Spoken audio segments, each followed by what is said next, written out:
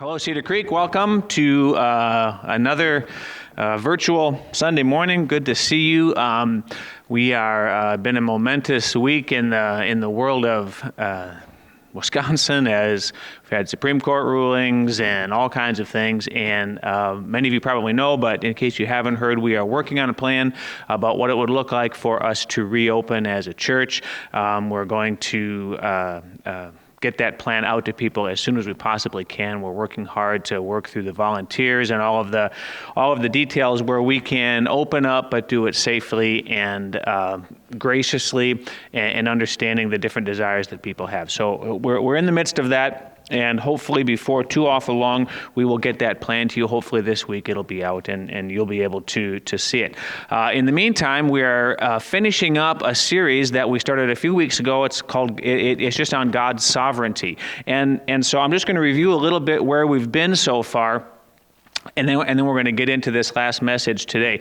We defined God's sovereignty, which is a word that, again, we don't use a whole lot, so we don't really know what it means because it's not part of our normal vocabulary, but this is how we defined it, that God alone has the right and power to rule, and there's a lot in there, and it has to do with ruling, controlling, dictating. This is what's going to happen, and he has the right to rule. He has the authority. He is the creator, the king, and so he has the perfect, it's perfectly within his purview, within his rights to say, this is the result that I want to see happen.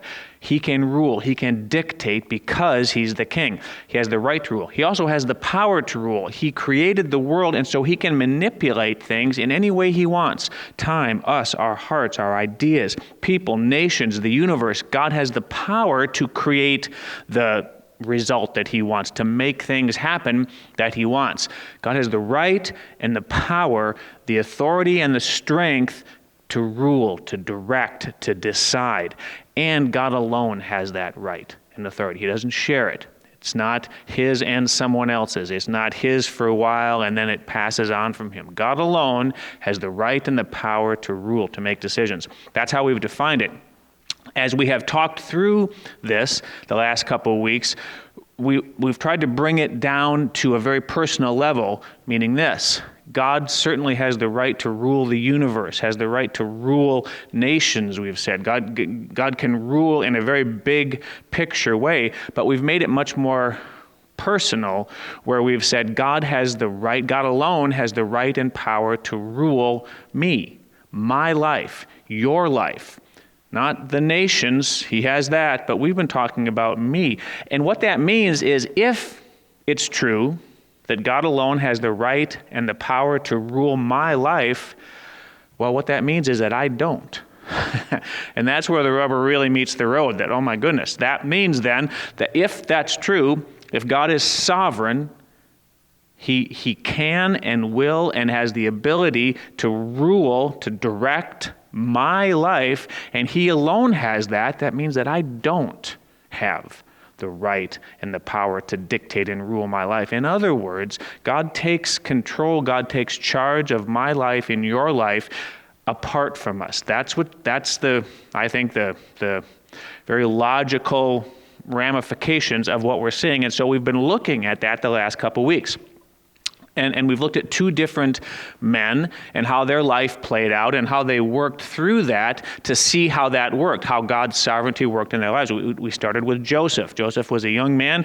You can see his story at the end of Genesis. He was a young man who, if you were to describe his life, he cooperated with God. He's one of the few people in the Bible where we're not given any direct and clear indication that he did something wrong. Certainly he did. All have sinned. I'm not saying that. But Joseph, when you just kind of look at his life as it's laid out for us, here's a guy who cooperated with God. He seemed to have the right mindset. He expected God to work. He was willing to let God work. He cooperated.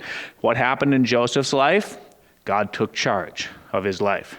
Joseph, by doing the right thing, couldn't dictate how his life went. And so what that meant is that God had a plan, and that plan played itself out a certain way. Some of it was great for Joseph. Some of it was very, very hard for Joseph. But Joseph cooperated with God. God still made what God wanted to happen. And Joseph couldn't change that. Other people couldn't change that. God did what God wanted to do with Joseph.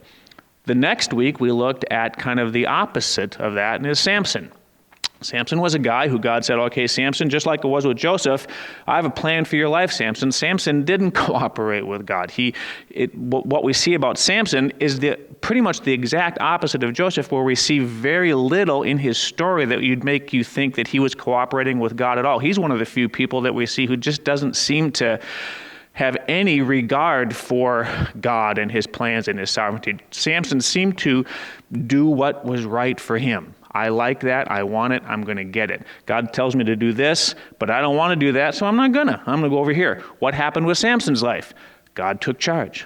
God did what God wanted to do with Samson. Samson couldn't stop that.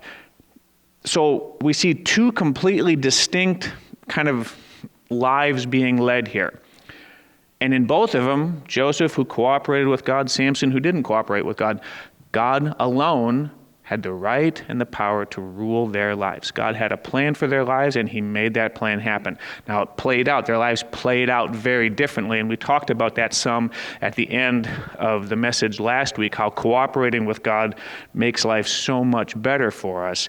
But when we're talking about the sovereignty and God's plans playing out, it didn't matter.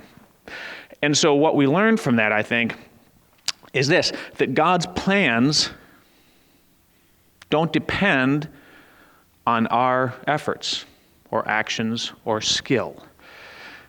Now we're getting that's a thing that you really got to get your mind around a little bit, but that's to a very large degree, that's what we're saying. Joseph did things right, Samson didn't do things right, and God's plans happened in both of them the way God intended. The ultimate goal, God made it happen. Why? Well, because God alone is sovereign. God can rule their lives. God can use those two men as he sees fit, and their skill or their responses or their efforts or their actions didn't change the fact that God was going to do this thing with those two men. Does that make sense? God's plans, God's sovereignty. If God is sovereign, because God is sovereign, he can do what he wants with me, whether I cooperate or not. And my efforts, I do not have the ability to change that if God chooses to make it so. God's plans don't depend on us. But does that mean that what we do means nothing? I would say no. I would say no. Because when we look at Joseph and when we look at Samson, God's plans played out, but those two men had very different lives. And Joseph, by cooperating with God, took a different path than Samson, who didn't cooperate with God. So I think that while God chooses in his sovereignty to say, I'm going to do this with you, Joseph, I'm going to do this with you, Samson, his sovereignty doesn't mean that the choices and the actions that those two men took didn't change the path and how they got there. God's sovereignty, I think, in his sovereignty, God chooses to let us dictate the path to get to where he's going. We're going to look at that today. We're going to look at, is that true? How does that work out? Do I have any say in what happens in my life? I think we do. And we're going to look today at one more person in the Bible, famous man, Jonah. The book of Jonah is a small little book in the middle of the minor prophets toward the end of the Old Testament, and we're going to look at Jonah. And Jonah is a guy who's some of Joseph and some of Samson. In some ways, Jonah very much cooperated with God and God's plans. In other ways, Jonah very much did not cooperate with God and God's plans. And so we're going to see how that played out. And I think what we're going to see here in the book of Jonah is how in God's sovereignty, he chooses to respond to us. Because the whole book of Jonah, the whole story of Jonah is a series of responses. God does something, Jonah responds. God responds, Jonah responds. The Ninevites respond. God responds. Jonah responds. It's this series of responses. And so we're going to look at that and we're going to ask, okay, how does that play into, or what does that teach us about the sovereignty of God? That God alone has the right and power to rule, okay? So what we're going to do is just talk through the story like we've done here the last couple weeks. And we're going to just work through the story of Jonah. It's only 4 chapters, very short. We're not going to read the whole thing, but we're going to read bits and pieces, and we're going to see this series of responses. So right away, at the beginning of Jonah, chapter 1, verse 1, it says, "The word of the Lord came to Jonah, son of Amittai. Go to the great city of Nineveh and preach against it, because its wickedness has come up before me." So we see God has a plan. Jonah, I want you to do this. Now Nineveh was the capital of Assyria, or a large city in the nation of Assyria, which was a very, very, very powerful nation at that time. They were antagonistic toward the nation of Israel. So God is seeing, okay, here's this nation. It's not Israel. It's a nation, a neighboring nation. This city, this great city called Nineveh in the middle of Assyria, it's full of wickedness. Jonah, I want you to go and preach against it. Go tell them you're a bunch of wicked people. That's God's plan, and it's very clear. There's no ambiguity here. This is what God wants Jonah to do. In verse 3, we see a response. God said this, Jonah responds. But Jonah ran away from the Lord and headed for Tarshish. He went down to Joppa, where he found a ship bound for that port. After paying the fare, he went aboard and sailed for Tarshish to flee from the Lord. It's just funny. I'm going to flee from the Lord. I know, I'll get in a boat. He won't find me there. But he responds to God. God says, go here. Jonah says, I ain't doing that. And he responds. And so we see Jonah responding to God. Very opposite from what God's plan was, right? God's plan was Jonah go to Nineveh. Jonah said, I ain't going to Nineveh. I'm running the other direction. And if you look at a map, if Israel is here, Assyria is up here, and Jonah's going that way. He's in the Mediterranean going the opposite direction. So, what happens next? Well, God responds to Jonah. God told Jonah, go here. Jonah said, no, I'm not going to. And so God now begins a series of sovereign responses. And we see here in verse 4, then the Lord sent a great wind on the sea, and such a violent storm arose that the ship threatened to break up. God is sovereign over nature, over the sea, over the storms. It says God just created. Because he's sovereign, because he can do what he wants, he saw Jonah running away, so God sovereignly responded to that and sent a great storm. So much that the ship was in danger of breaking up. And if you read on here, these sailors are becoming more and more frightened to the point where they almost give up. Say, we cannot fight this storm. And if this storm doesn't end, this ship is going to sink. We're all going to die. And so they did something that made sense to them. They said, well, somebody here must have made the gods angry. They didn't really necessarily understand the one God, the God that we know. But they thought, well, maybe if we can figure out if someone's bad here, we can do something. So they cast lots to see which one of us is causing this. And there's different ways they could do that. We think of throwing dice, perhaps. They would do all kinds of different things, and it was a thing of chance that they thought, well, maybe the gods will make this thing point to the person whose fault it is. God took control, and they were trying to find out whose fault it was. So in verse 7, they cast lots. It says, then the sailors said to each other, come, let us cast lots to find out who is responsible for this calamity. They cast lots, and the lot fell on Jonah. Well, that's because God made it fall on Jonah. It says the lot is cast into the lap, but every decision is from the Lord. It's like you take dice, and if God wants to, you're going to shake double sixes every time for 10 million times in a row. Statistically, that can't happen. If God chooses to make it happen, it does. Here, the lot fell to Jonah. Why? Well, because God sovereignly made it happen. So these sailors, who were more noble than Jonah, still tried to make it work. Finally, they said, Lord, forgive us, but clearly this guy is the reason for this storm. So they threw him overboard. God caused the storm to end, but he did something else. He provided a great fish. I'm a fisherman, and this is my life verse. But the Lord provided a great fish. I pray that all the time. The Lord provided a great fish to swallow Jonah, and Jonah was inside the fish 3 days and 3 nights. A miraculous thing. God in his sovereignty sent this creature, whether it was a whale or a fish, we don't know exactly what it was, but he sent this sea creature at that exact moment, at that exact place, and it swallowed Jonah, and Jonah stayed in there. So what do we see in the first chapter of Jonah? God has a plan. Jonah responds. God sovereignly responds to Jonah's response. Chapter 2 is a powerful chapter when it comes to understanding how God's sovereignty impacts us and why. Because from inside the fish, it says, Jonah prayed to the Lord his God. I love that. Jonah said, I'm fleeing from the Lord. I want to get away from this guy. But something happened with Jonah through all of this. And I'm going to read these verses. It won't take long. I'm just going to read chapter 2. It's only 10 verses long. It says this, from inside the fish, Jonah prayed to the Lord his God. He said, in my distress I called to the Lord, and he answered me. From the depths of the grave I called for help, and you listened to my cry. You hurled me into the deep, into the very heart of the seas, and the currents swirled about me. All your waves and breakers swept over me. I said, I have been banished from your sight, yet I will look again toward your holy temple.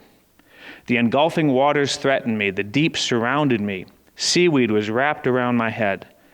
To the roots of the mountains I sank down. The earth beneath barred me in forever. But you brought my life up from the pit, O Lord my God. When my life was ebbing away, I remembered you, Lord, and my prayer rose to you, to your holy temple. Those who cling to worthless idols forfeit the grace that could be theirs. But I, with a song of thanksgiving, will sacrifice to you. What I have vowed, I will make good. Salvation comes from the Lord. What happened? Jonah responded to God's sovereignty. And his response was in his heart, and he surrendered to the Lord. He said, Lord, I've been a fool, but now I realize you are my God, and I am thankful because I see you cast me into the sea rightly. I was running from you, but you have saved me. And it's interesting, he says all of these things from the belly of the fish. He's still living in the belly of the fish. And he says, Lord, my heart is thankful because I see you clearly. And Jonah's heart was moved and his eyes were open to see the Lord. Jonah responded to God's sovereignty from inside the belly of the fish. That is incredibly important to this story, I think. We're going to come back to this.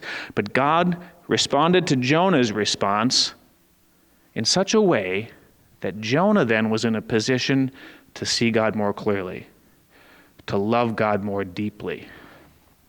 And he did. Before he ever got out of the fish, he saw God and he drew near to God in his heart and his soul. He responded to God's sovereign actions. The last verse in chapter 2, it says, and the Lord commanded the fish, and it vomited Jonah onto dry land. I think, again, this is a response. God said, Jonah, go to Nineveh. Jonah responded. God responded to Jonah's bad response. Jonah now responded to God's disciplines. God now is responding to Jonah's repentance, and the fish puked him up onto land, thankfully. Could have thrown him up at the bottom of the ocean, which would not have been good. But God sent the fish somewhere where, when Jonah came out of it, he was able to go to land. All right, chapter 3. We start the whole thing over. Now, it's interesting here that we see something here. Remember, God's plan was what? That someone or that the people of Nineveh would get preached against. He told Jonah to go and do it. Jonah ran away. God responded to that in an interesting way. He didn't just say, well, I'm going to dismiss Jonah and send somebody else. He didn't just say, I'm done with you, Jonah, and the plan is the most important thing. God stopped. God suspended the completion of his plan while he dealt with Jonah. Now that Jonah has had a change of heart, God starts over. Okay, Jonah, go and do this. Why? Why didn't he just send someone else? Well, because I think God is concerned about Jonah. This is not just about God's plan, it's about Jonah as well. And I think we see here that in God's sovereignty, his plan, his ultimate goal is not the only thing on his mind. He's going to make that happen because he's sovereign, but he chooses to use us in it, and how we respond and how we're doing in the middle of it is important to God. Because Jonah and his state was important enough to God for God to suspend. We're going to hold off on this Nineveh plan because I got to deal with Jonah. When he dealt with Jonah, he said, okay, Jonah, I want you to go again. This plan includes Jonah, not just the end result of preaching against Nineveh. And right away in chapter 3, after we've dealt with all this stuff, then the word of the Lord came to Jonah a second time. Go to the great city of Nineveh and proclaim to it the message I gave you. Just start it over. I used to do this with my kids. When they would do something that they weren't supposed to do, we would discipline them, and then we would bring them right back and say, and give them a chance to do the right thing. Because the goal wasn't just to punish anyone, it was we wanted them to learn to do the right thing. God is concerned about Jonah here, and rather than send someone else to Nineveh, or an angel, or whatever, he said, no, Jonah, I want you to go. So, Jonah responds. Now, it would have been a study in human nature if Jonah would have gotten on a camel and gone another direction and run from the Lord a second time. He didn't. Jonah obeyed the word of the Lord and went to Nineveh. So Jonah responds to this thing starting over again. He goes. Then, here in chapter 3, we see that the people of Nineveh respond to Jonah. Jonah, says this, Jonah proclaimed 40 more days and Nineveh will be overturned. In verse 5, it says an interesting thing. The Ninevites believed God. They declared a fast, and all of them, from the greatest to the least, put on sackcloth. When the news reached the king of Nineveh, he rose from his throne, took off his royal robes, covered himself with sackcloth, and sat down in the dust. Here we see again, there's a response. God sent Jonah to give a message. And the message was, in 40 days, you Ninevites, because you're so wicked, I'm going to overthrow your city. The Ninevites responded to that. Oh my goodness. God says he's going to overthrow us, and that impacted them, and they repented. They responded to God's words. God then responds to them. In verse 10, it says, when God saw what they did and how they turned from their evil ways, he had compassion and did not bring upon them the destruction he had threatened. Here we see again, it's a series of responses. God says to Jonah, go preach. Jonah does. He responds to that. The Ninevites then hear Jonah preaching from God. They respond to God. Then God responds to them with grace and forgiveness. He doesn't do the destruction. He doesn't bring upon them the destruction that he threatened. A series of responses. God's plan happened. What was the plan?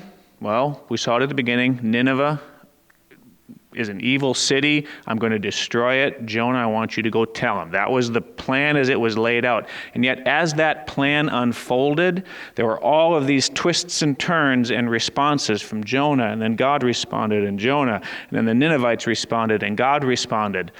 This winding path, but God got to where he wanted to go. And so, the book of Jonah could be over at this point. Why? Well, because the plan happened, right? Go preach, Jonah. He did. It's all done.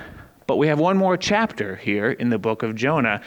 And again, this is very interesting and very instructive to us, I think, when we understand what it means for you and I to live our lives under the umbrella, under the hand of God's sovereignty. What does that look like? So Jonah preached. The Ninevites repented. God relented. He had compassion on them. And in chapter 4, right away, we see Jonah respond to that. God did this thing. Jonah responds. But Jonah was greatly displeased and became angry. He prayed to the Lord, "O Lord, is this not what I said when I was still at home? That is why I was so quick to flee to Tarshish, because I knew you were gracious and compassionate God, slow to anger and abounding in love, a God who relents from sending calamity." And it makes me mad. These are evil people, Lord. They deserve to die, and now you're letting them off the hook. Jonah is responding to what God did.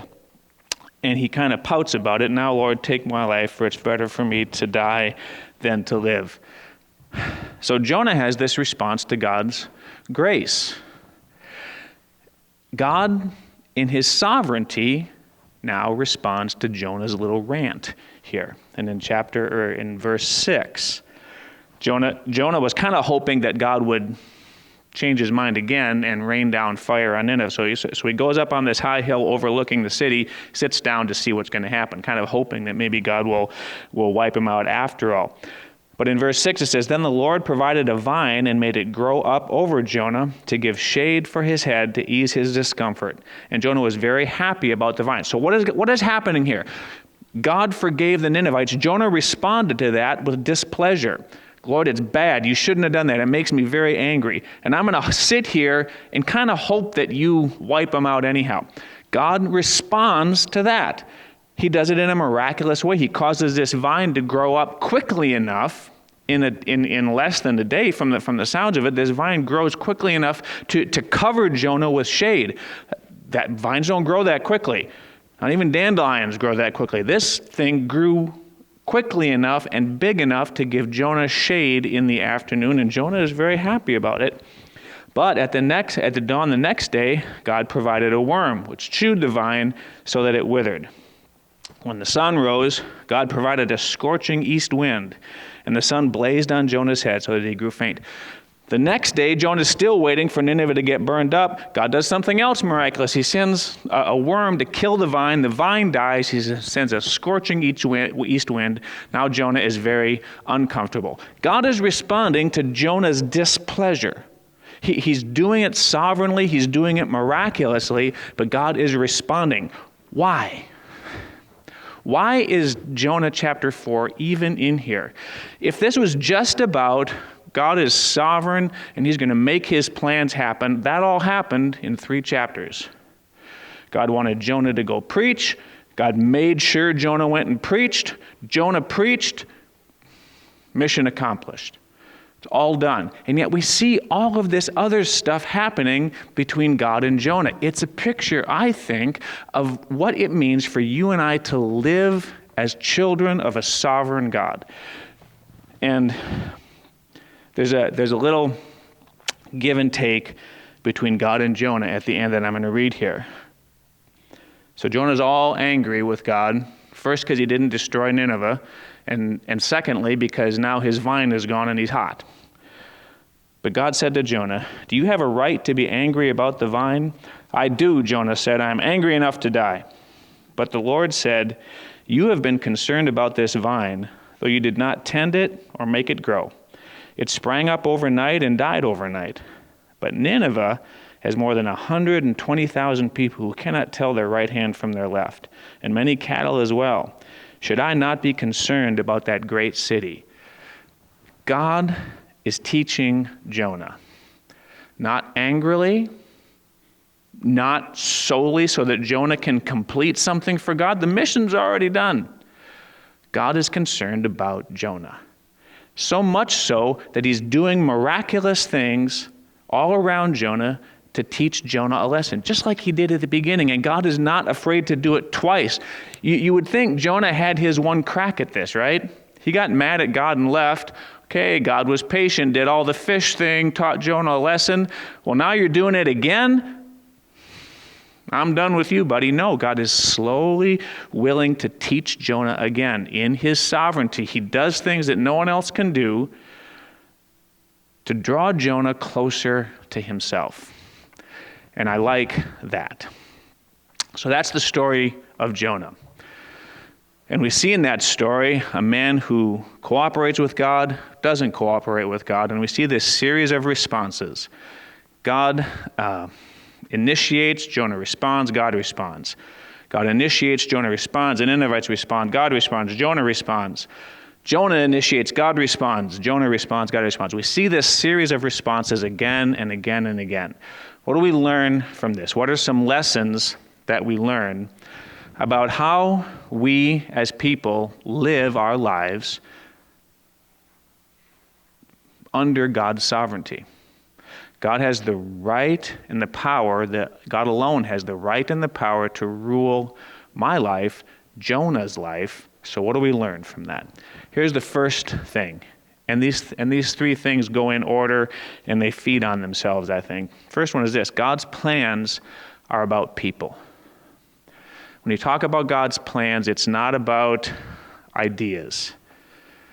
As Christians, we get very excited about ideas, and I love ideas. I'm a man who lives in my brain. I like ideas, but when it comes right down to it, ideas only serve people. What God is concerned about is people. The story of Joseph, what was God's plan? I'm going to save the nation of Israel. I'm going to deliver them. I'm going to show my power to the nation of Egypt. God's plan was all about people, caring for people, opening people's eyes to himself. Samson, what was God's plan? I'm going to deliver my chosen people. The nation of Israel is they're my people. I'm going to deliver them. Jonah, what's God's plan? Two things. Jonah, I want you to see me more clearly, and I'm concerned about the people in the city of Nineveh. God's plans.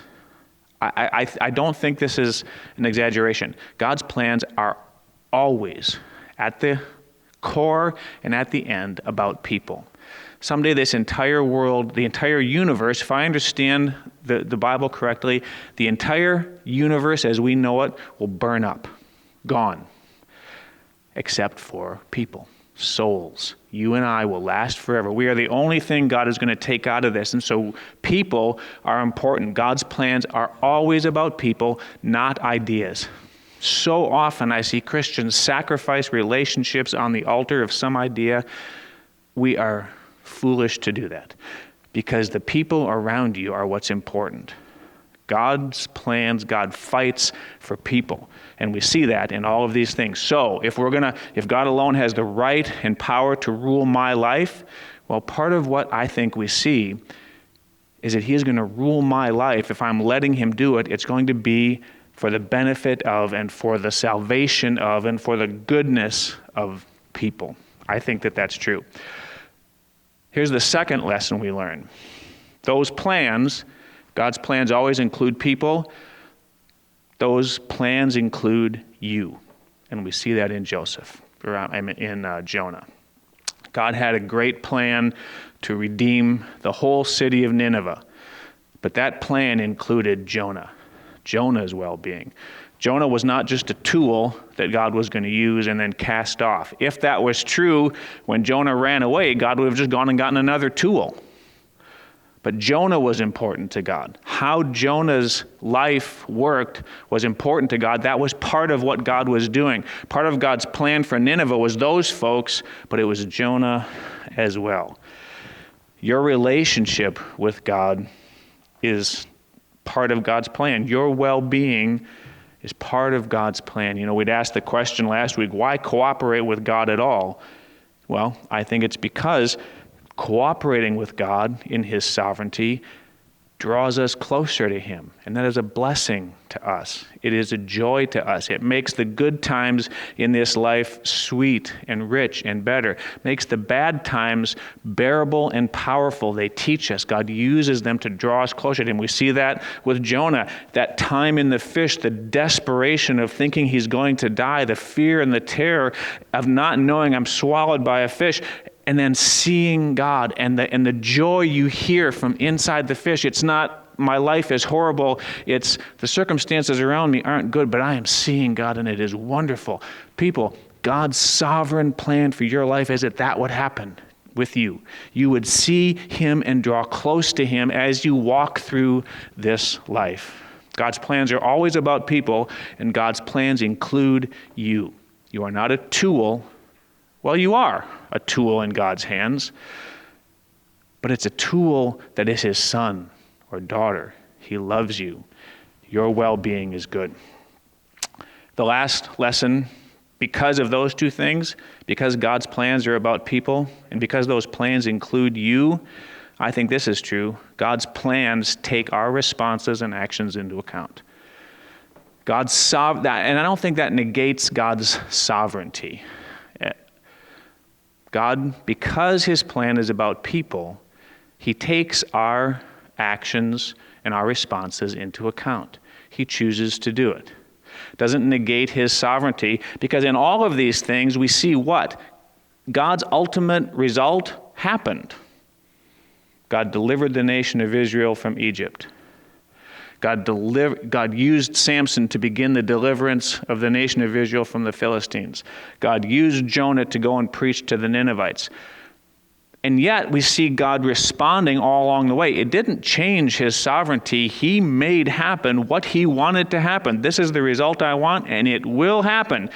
Whether people in Joseph's life tried to stop it, whether Samson didn't care about it, whether Jonah fought it or didn't like it or not, God's plans happened. And yet in God's sovereignty in making it happen, he chose to respond to the people in the drama because the people are important to him. You and the people around you are important to God. God will use your life, Christian. God will use your life, and he will use you in ways that you have no control over. I think that's the story we see. That's the lesson we see about God's sovereignty. But as he uses you, he will draw you and love you and care for you. Cooperating with him makes that a joy and a sweetness. We're going to take a break here. I'm going to pray, and Mark and Justin are going to come up, and we're going to chew on some of the, we're just going to discuss that. What does that look like? These guys will give some of their thoughts on what that looks like. But let me pray. Lord, thank you so much that you are our sovereign God. I'm grateful that you can do what you want to do because you know better than me, and you are more powerful than I. And I'm grateful for your sovereignty, that you will make happen what you want to make happen. I'm grateful that I am not the master of my own life. I'm grateful that you are. But Lord, I'm grateful also that as you exercise your perfect sovereign will and your perfect right to rule and control me, you do it out of a deep love for me that I can't understand, but I know it's true. Thank you that you love me while you lead me. That's a great place to be. As Christians, help us to embrace that, love that, draw close to you. In Jesus' name, amen.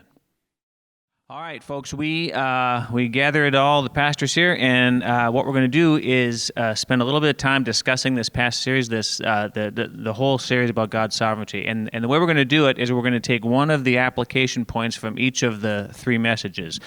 For each message, there were 3 application points, and you might want to go back and listen to these messages again and again. But we're just going to take one of those application points from each message and just talk about it a little bit. So we'll start with the first message, which was Joseph, the story of Joseph, and the 3 application points were God's plans play out differently than we think. Others can't change God's plans for our life, and God's plans are bigger. We're going to talk about that second question. Others can't change God's plans for our life, and the reason that was part of Joseph is his brothers, his master, the jailer, his friends in jail all seemed to be doing things that were short-circuiting or derailing God's plans for Joseph's life, and yet we see that it didn't. So, men, what does that look like in our lives, or what do we think about that? Yeah, I think that's a really important truth to get a hold of, because it's so easy to look at the things that others do that affect us, whether it be in our past, whether it be in our present, how our boss treats us, the family we're born into or married into or whatever. But it's so easy to think, well, that's changed the course of my life, maybe for the good or for the bad, and so that's why I think it's so critical. Yeah, and all of us certainly have that. We can look back on our life and say, well, I had no control over who my parents were, who my family is. I have no control over, the economic situation that Right. as a child, particularly I think in our early formative years, we can look at that and know how incredibly it affects us. Those early years are wildly impactful for good or for bad. And as a kid, we have no control over that at all. Yeah. And so it does speak to this thing, okay, does that mean then that the course of my life is in the hands of people and I just better hope that they're good people? I think we see from Joseph that that's not the case. Yeah. God put Joseph in a family where his dad was a mess. I mean, you read the story of Jacob, he was a liar and a cheat and a selfish man. He was not a good fellow. His brothers were just almost as bad. And so Joseph came from a family that you'd think, oh, you're going to turn this kid into a mess, and yet God used it somehow. Yeah. And how did that happen? I mean, why did Joseph persist? Why did he follow God? If he had let's say he'd found himself in Potiphar's household, he'd been raised, he was achieving, he was getting, and he might have thought when Potiphar's wife was attracted to him and inviting him, he might have said, "Hey, from where I came from, they didn't care about me. I'm going to just do what I want. I'm going to get what I want now." Yeah. And he didn't. Yeah.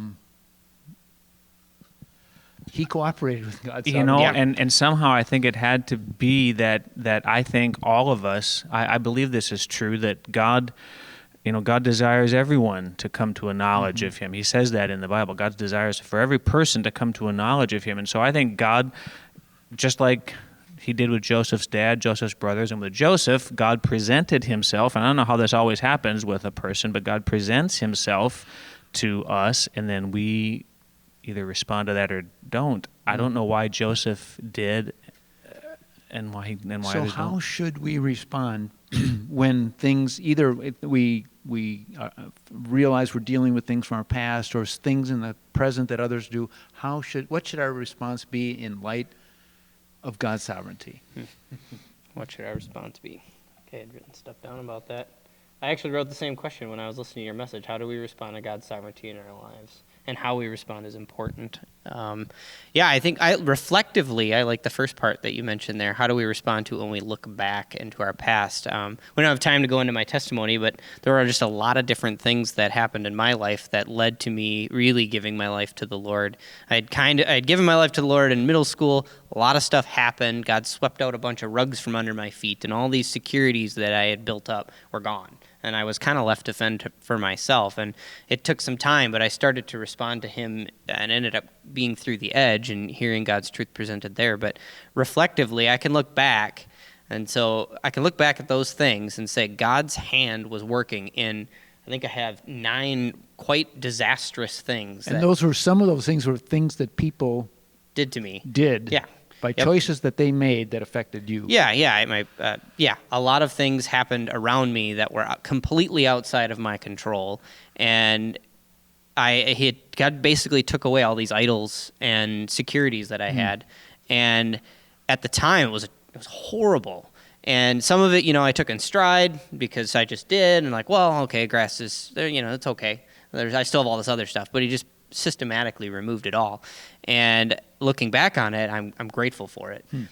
In the time, not fun, but looking back, it's what God used to bring me to Him and say, all these things that are in your life, they're meaningless. They're of no value apart from Him. And I was able to grow from that. So reflectively, we can look at situations in our lives and say, wow, you were working in this. That's a little harder to see in the moment. Looking back, it's a lot easier. I think another way we respond is, I think that's very true, that there's the reflective. I think that's incredibly powerful. In Romans, be transformed by the way you think, basically. It's kind of just recognize some truths. But I think that there's another way we respond where all this stuff is happening to us and it might be somebody else's fault. we still need to, and I think this is important, we still need to obey what we know, whatever that might be. What is it that God's asking me to do right now? Might be completely messed up for different reasons, but Lord, is there something that, even if I'm confused about all kinds of things, is there something right here that I can obey? And I really think that that's a big thing. Like with Joseph, you'd mentioned Potiphar's wife. His brothers had sold him into slavery, and he could very easily have said, you know what, I have always responded well to God. Here now God is blessing me. He's given me a position of authority and a really pretty girl who wants to be with me. He could have said, you know what, this is recompense. God is doing good for me for all of the bad that my brothers did for me. But he said, no, I will not sin against the Lord. Why? Because I know Joseph knew, you're not my wife. I can't take you. So I think that's part of it too. When we find ourselves in these circumstances and stuff is happening, is there something, and I think there usually, maybe always is something God is asking us to obey. So I think you're right about the reflective part. I think there's also a very practical, what little thing, and it might be very small, are you asking me to obey right now? God, help me to do that. We still have choices to make, and it's between us, and we are still responsible to God, regardless of what others do. Exactly. Yeah. Yeah. It's interesting that in Jonah, when he prayed, when the storm came up and the sailor said, "Who are you, and what are you doing?" He said, "I fear the God of heaven and earth." Yeah, and I'm running from him. I'm running from him. So, but he still knew that he answered to God.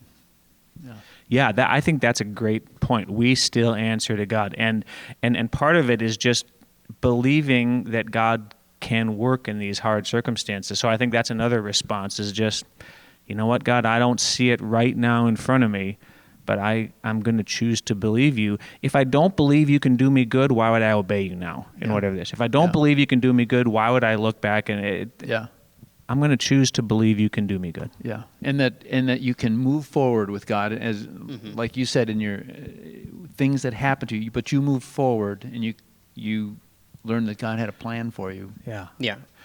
And so much of it gets back to really, truly believing that not only is God able to do this, because I think a lot of us as Christians probably wouldn't argue too much that God can do what he wants to do. I think the question we struggle with more is, will he do it for me? That's the harder question sometimes. Yeah, God can do whatever he wants, and he may do something really good for you, but will he do it for me? And this is a thing, folks, Paul prayed, I pray that you may know the love of God that surpasses all knowledge. Somehow there's no way we can take a 5-week course on learning how to believe God's love for us. We just have to let God shower, and I don't know how it happens. I wish I could. I pray that for us as people in Cedar Creek, that we would understand that, because if we really believe that God loves us, then I'm willing to wait in this hard time for your good to come, Lord. And I'm even able to see your love for me here in the midst of this hard thing. Like Jonah, he's in a fish. God didn't tell him, I'm going to puke you out on the land here in a little while. Yeah. You're in a fish, but he's worshiping and loving the Lord because he saw God's goodness in the midst of a very hard time. He believed God's goodness in the midst And of a very I hard imagine time. that's what Joseph was doing in prison after being falsely accused by the Potiphar's wife. We don't know how many. Do we know how many years he was in prison? No. Not exactly. So we know it was years. Well, he was a very young boy. I think it might have been. It might even say he was 17 when his brothers sold him, and then he was in slavery. And he was in slavery, and then in jail. So he was a young man. He was there for some number of years, I think. Yeah. So for years he was in a bad situation, still following the Lord. And Jonah was only in the fish for 3 days. We just don't know if we love and obey the Lord and follow him in difficult situations, or if we don't, if we're in rebellion, how long the tough stuff is going to happen. There's no formula. It's like, oh, well, if I just start obeying God, everything will be better in a week. That's right, right. The sky will turn blue, the sun will come out. All this stuff and all these people, we don't know. We should move on to the next one. So we're going to jump to Samson, and here are the 3 application points we talked about there. God's plans don't depend on your effort and skill. God uses people who we think he won't and cooperating with God makes the good better and the bad more powerful. We're going to look at that first one. God's plans don't depend on your effort and skill, which I don't like because I want it to, but honestly, I want it to because I want to somehow get a little bit of God's sovereignty in my own hands. And if somehow I do right, I can dictate how things are going to happen for my life. But really what that is I want a little bit of that sovereignty, God. You can have most of it, but I want a little bit. But I think we see that God, and I think it's true, God's plans don't depend necessarily on our effort and skill. Yeah. We really tend to, I think we're prone to connect our performance to God's plans and His desired outcome. So if I do this and this, then God's going to do this and get to His outcome. And Jonah obviously wasn't compelled by that belief because he ran the other way. Yeah.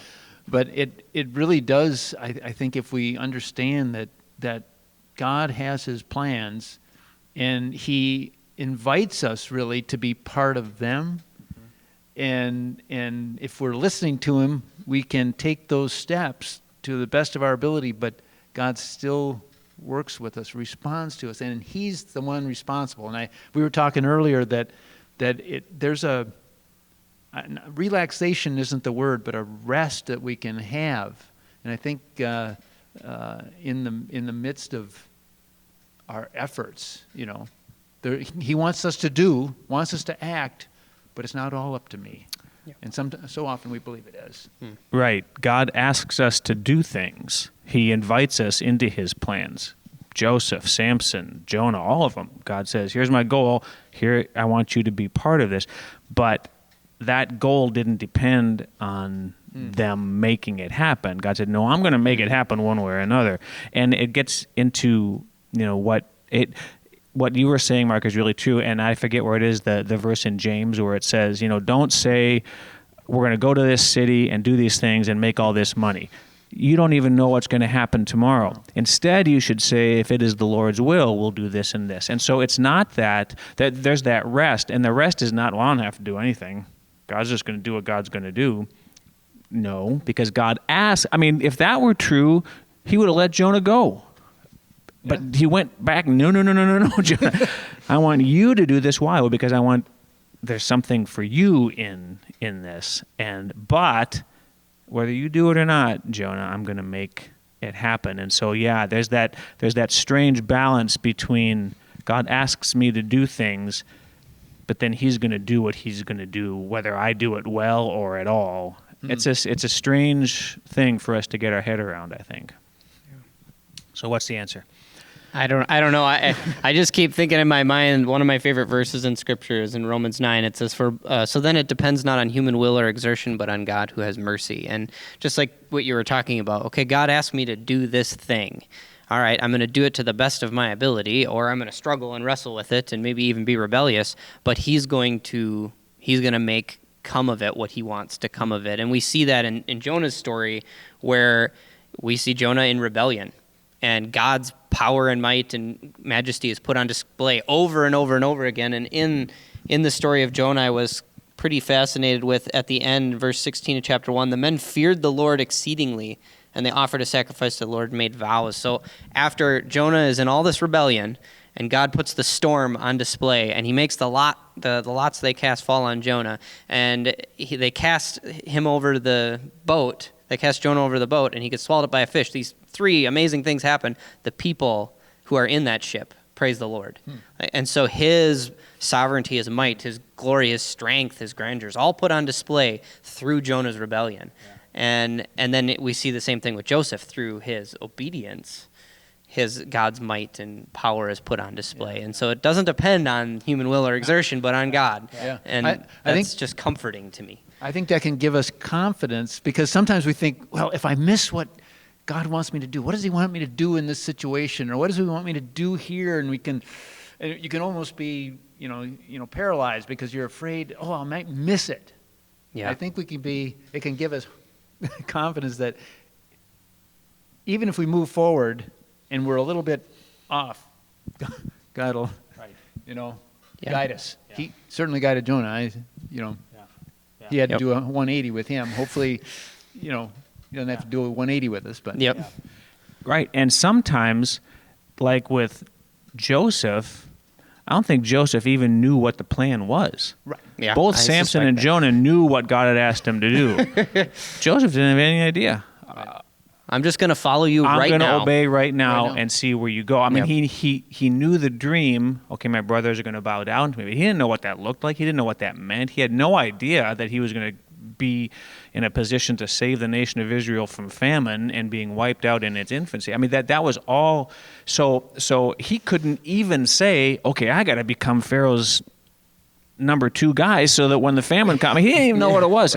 He just did what God asked him to do in the moment, and God walked him there. So with him, it completely didn't depend on it because he couldn't even know what he was shooting for. Do you suppose when his brothers finally came and bowed down, he thought, this is the day I've been waiting for? I told you, told you. boys. He probably remembered that dream. I mean, Oh, that it was does. what got him cast into the slavery, essentially. It says if you read in Genesis, it says he remembered and he broke down and wept. And I think at that moment he recognized, God, this How was many different. years ago? How many years ago? What's all the stuff you've led me to? But what you promised me as a young boy, you Just came through. happened. Yep. Yeah. Yeah. And he didn't. So this is where Joseph is such an amazing guy. He didn't use that to puff himself up or to take advantage. He just looked at that and said, God, you're awfully good. So what do you want me to do right now? Yeah. Forgive my brothers, love my brothers. Even the interpretation of dreams, Joseph, he says, I can't do it, but God can.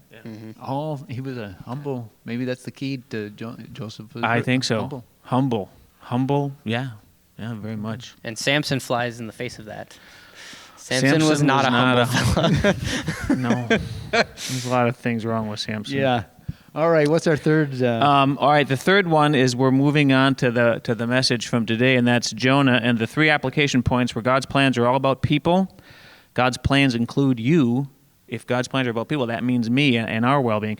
And third, God's plans take our responses and actions into account. And that's the one we're going to talk about, that third one. God's plans take our responses and actions into account. How does that work and look in our lives? Okay. That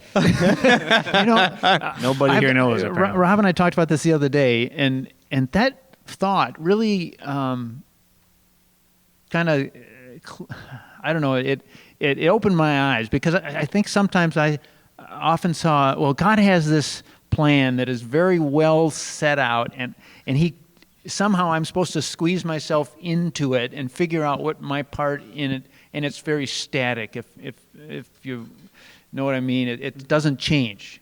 That it's God's got this plan. Right. It's got the steps. It's a train going down the tracks, Yeah. and you can get on or not. Yeah, but and if I fall off, then the train goes on without me. But what you see in Jonah in that story is that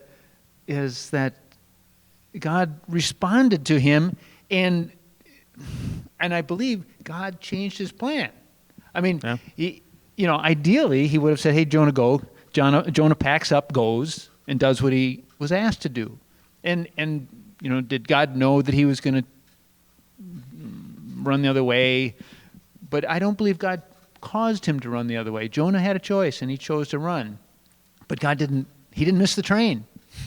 God got him back on the train. Yeah. God knew what was going to happen, and he worked within. He knew Jonah. Yeah. He knew Jonah intimately, better than Jonah knew Jonah, and worked with him regardless. Yeah. He chose him and made it work. And I think what you just said, Mark, is so good for us to remember that Jonah chose poorly, but he didn't miss the train. Now, if we continually, God will eventually, if we just refuse to get on the train, like Samson, Samson pretty much missed the train his whole life. God still did what God wanted to do with Samson, but Samson never got any of the benefits from it. His life was ruined. But God will allow us to get on the train again and again and again. And I think that's powerful. And even cycling this all the way back, if somebody pushes me off the train, God will. I can still get back on the train, and that's where I think we see that God's plans somehow take into account our responses and other people's responses and actions, and we certainly see that in Jonah. I've seen that in my life. If God, and it says that in Psalm 103, if the Lord disciplined us for everything that we did wrong, all of us would be wiped out. I mean, if we were held to a standard of you do it right or you're done, we are done. Every single one of us is done. But God is a good Father. He knows how we're formed, that we're just dust, and so He's slow, He's compassionate, He's gracious. He stops the train. He responds to us. Yeah. Yeah, and He's willing to teach us when the lens that we see the world through is wonky. I was thinking of when you were talking about Jonah, he was more concerned with justice for the Ninevites than he was about mercy. Yeah. And we can, as people, get a lens of compassion or a lens of justice or a lens of, you just put in a word there, and all of a sudden all of the other things that define who God is are thrown out the window. And Jonah was justice. The Ninevites should be punished for their sins, and God was really concerned with the people. You know, it's interesting to ask the question, why did God choose Jonah to do this? And could it have been because He knew this was going to teach Jonah a lesson? He could have chosen someone who was very compassionate. He didn't. He chose Jonah. And Jonah even says later on, the reason I ran is because I knew if I went and preached, you were going to forgive him. Well, why didn't God choose someone who would have been much more mature or something? Yeah. He might have specifically chosen Jonah because, you know what, this is going to be good for you, buddy. You're going to mess this up completely, but I'm going to use it to teach you. So there, God's plans totally didn't depend on, Jonah's actions. But God responded to him. God made His plan happen, but God responded to him because He was concerned about Jonah. Yeah. You wonder what the rest of Jonah's story was. Yeah. There's no sequel, Jonah 2, to see what he might have done. There's a really bad sketch in there. But we can look at that and look to our lives and say, okay, God, you put me in this situation, and I'm not fit for this. Like Jonah could have been like, he says it, hey, I didn't want them to have mercy. I didn't want you to show mercy to them. I wanted justice for them, so I don't want to do this. But God often, I think, puts us in situations like that where I'm not good at this. And I don't feel fit for this. I don't feel qualified or suited for this. But you're asking me to do it. So I'm going to do it, and I'm going to hopefully learn and grow and not be like Samson and kind of bucket the whole time. Right. And I think we're running out of time, but one thing that I did as we went through this and we saw these three different men and how God's sovereignty played on each one of their lives, there very, very, very, very much is, given the choice, cooperate with God. I mean, God is gracious. God is good. God's going to teach you. God will use very difficult times in your life, but I think that what we said at one point is true, that when we cooperate with God, and we're going to do it imperfectly, we're going to do it poorly, we're going to fail, but there's joy in taking God's hand and walking through life, whatever it is, whatever the people around us are doing, whatever our circumstances are in the moment, whatever God's going to do in the future. Right now, Lord, I want to take your hand, because that is a sweet, sweet thing. So. Yeah, and we can know, looking at something we need to do, if we mess up, He's in control. And when we mess up, He's in control. Yep. It's 25 minutes. We're going to call that a day. We will see you folks all next week. Thanks.